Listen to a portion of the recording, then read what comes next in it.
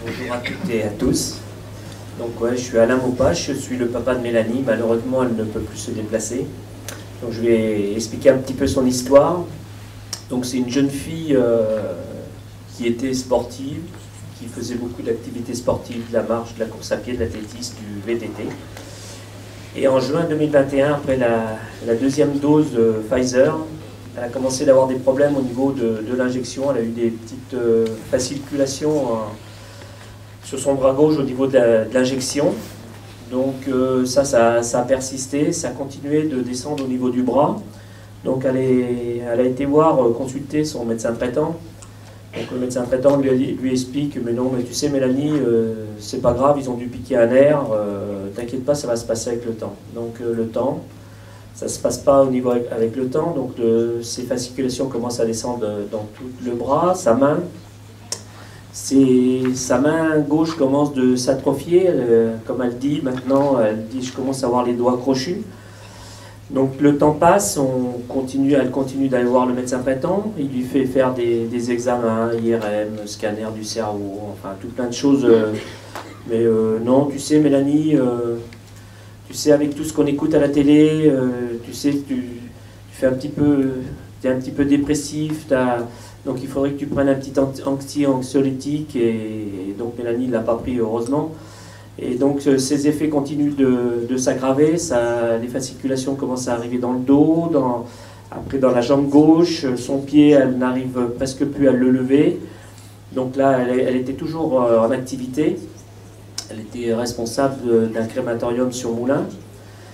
Et donc son état se dégrade de plus en plus, et là, les mois passent, on arrive à 14 mois, donc c'est toujours, on écoute dire que c'est dans sa tête, que c'est des problèmes, avec tout ce qu'on écoute, il faut faire attention.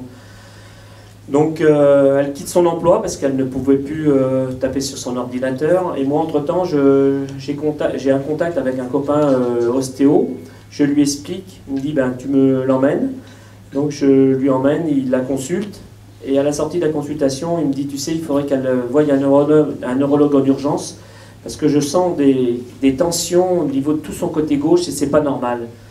Donc là, on retourne voir le médecin traitant. Donc le médecin traitant, donc on arrive à trouver un neurologue, enfin chacun dans notre coin, on cherche.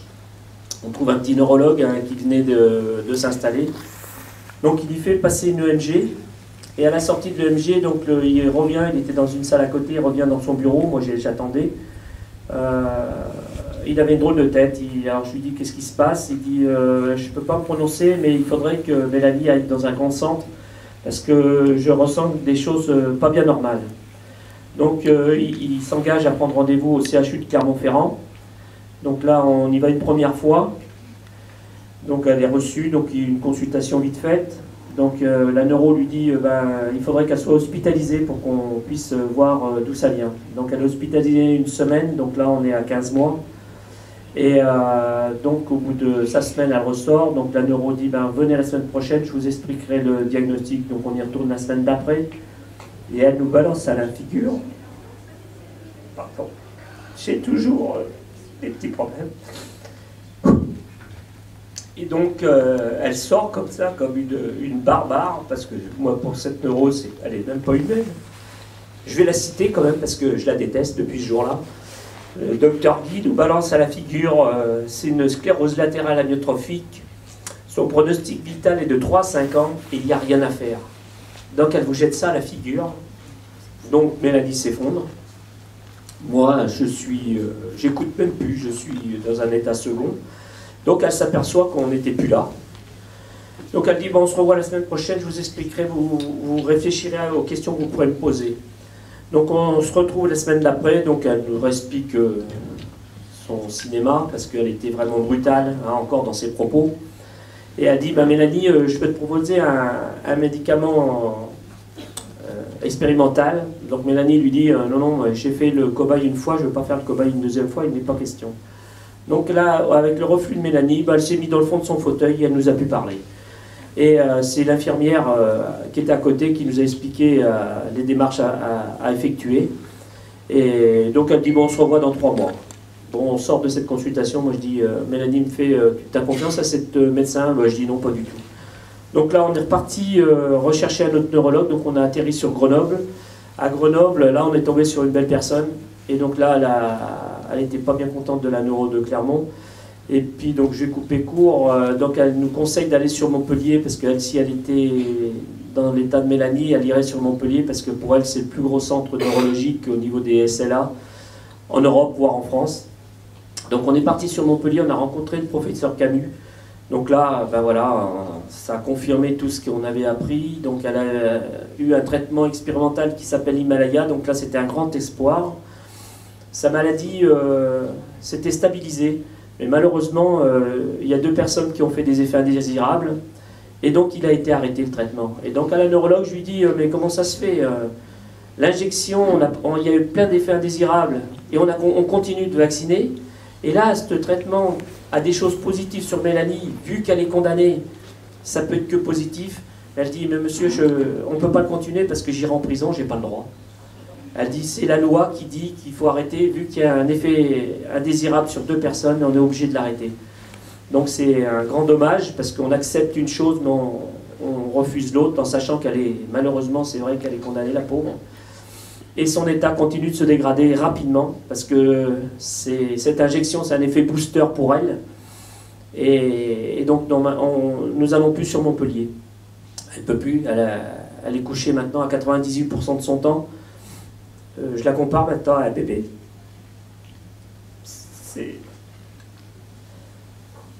C'est comme un bébé de 6 mois maintenant. Il faut tout faire pour elle. Elle ne peut plus rien faire du tout. Vous imaginez un petit bébé, il faut faire pareil, la même chose.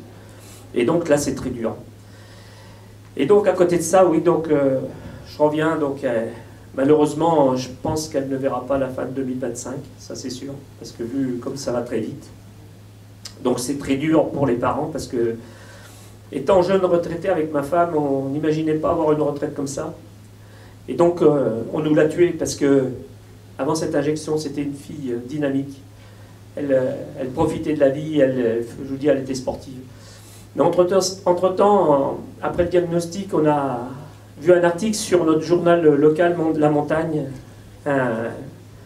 Mathieu Dubois, qui relatait ses effets indésirables. Et donc on s'est rapproché de lui, et c'est là qu'est née l'association à victimes.